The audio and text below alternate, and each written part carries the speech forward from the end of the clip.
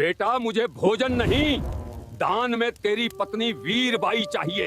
ये बाबा पागल हो गए हैं क्या? कैसी मांग कर रहे हैं? ये बाबा को क्या हो गया? ऐसा कैसे बोल दिया?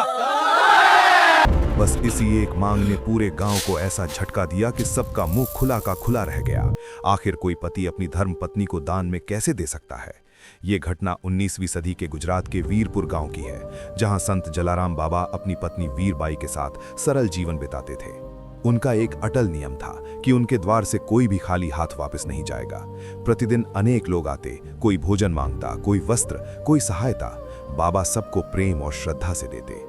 एक दिन प्रभु ने अपने भक्त की परीक्षा लेने का निश्चय किया और अत्यंत वृद्ध व असहाय साधु का रूप धारण कर उनके द्वार पर पहुंचे।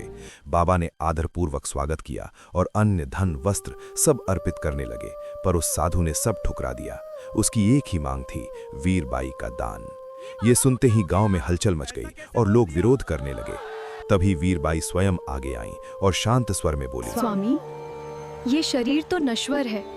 अगर संत को मेरी सेवा चाहिए तो मुझे खुशी खुशी दान कर दीजिए। बाबा का हृदय व्यथित हुआ, पर अपने वचन और धर्म की रक्षा के लिए उन्होंने स्वयं को दृढ़ किया और वीरबाई को साधु के साथ विदा कर दिया। जंगल में पहुंचकर साधु ने अपनी झोली और दंड वीरबाई को सौंपते हुए कहा कि इन्हें संभालना, मैं अभी लौटता हूं। समय बीतता गया, सूर्य अस्त हो गया, पर वो साधु वापस नहीं आया।